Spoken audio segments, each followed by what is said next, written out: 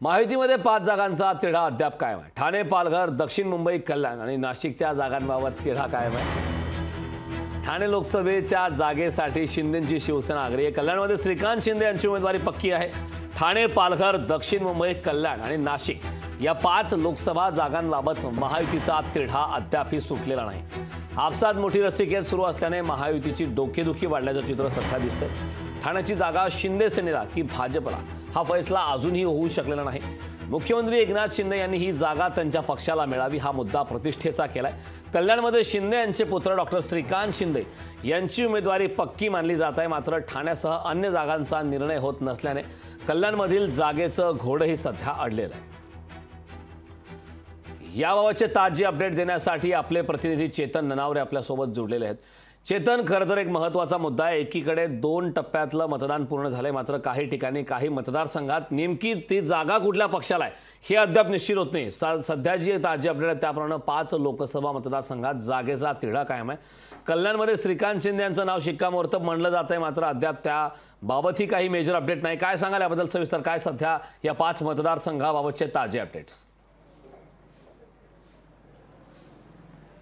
निश्चितच एकंदरीत शिवसेना, भाजप आणि राष्ट्रवादीमध्ये हा तिढा कायम आहे। विशेषतः नाशिकच्या जागेवरतून जर आपण पाहिलं असेल, राष्ट्रवादी या ठिकाणी या जागेची मागणी करत आहे, दावा करत आहे, मात्र शिवसेना हाच दावा सोडण्यामध्ये तयार नाहीये। त्यांचं म्हणणं आहे स्थानिक खासदार आमचे आहेत, त्यामुळे ही जागाही आमचीच आहे।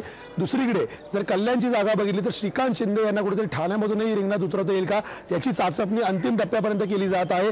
3 तारखेपर्यंत उमेदवारी अर्ज भरण्यास वेळ असल्यामुळे हा वेळ घेतला जातोय। दुसरीकडे जर कल्याणमधूनच श्रीकांत शिंदे उभे राहिले तर ठाणे आम्हाला द्यावा अशी मागणी भाजपकडून केली जाते, मात्र ठाणे हा शिवसेनेचा बालेकिल्ला आहे आनंद दिघेंपासून, त्यामुळे ही जागा सोडण्यास शिवसेनेने नकार दिलेला आहे। आणि आतापर्यंत जर महायुतीमध्ये पाहिलं तर एकनाथ शिंदे यांच्या वाटेला आलेल्या जागांची संख्या खूप कमी आहे। त्यांचं म्हणणं होतं की आम्ही 21 जागांची मागणी केलेली होती, 18 जागेवरती आलो आहोत, आम्ही 16 जागेवरती ठाम आहोत।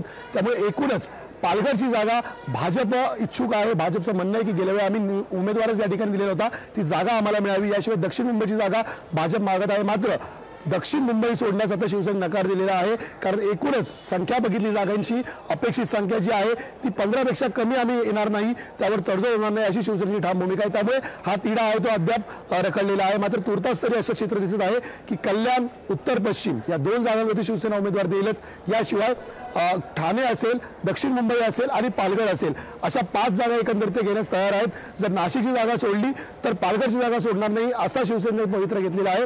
मात्र पालघरच्या जागेसाठी राष्ट्रीय स्वयंसेवक संघ विशेषतः जास्त आग्रही आहे, त्यामुळे भाजपची या ठिकाणी कोंडी झालेली आहे।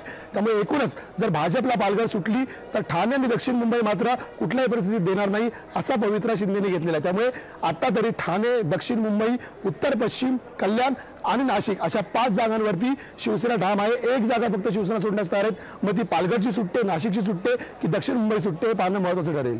करण, नक्कीच चेतन, या 5 मतदारसंघात जो तिढा आहे या बाबतीत नेमक्या काय घडामोडी घडतात, कुठल्या पक्षाला जागा दिली जाते, त्या ठिकाणचे उमेदवार कोण असतात, त्यानंतर राजकीय समीकरणं काय असतील, हा खरंच महत्त्वाचा विषय। खूप खूप धन्यवाद चेतन या सविस्तर अशा माहितीबद्दल।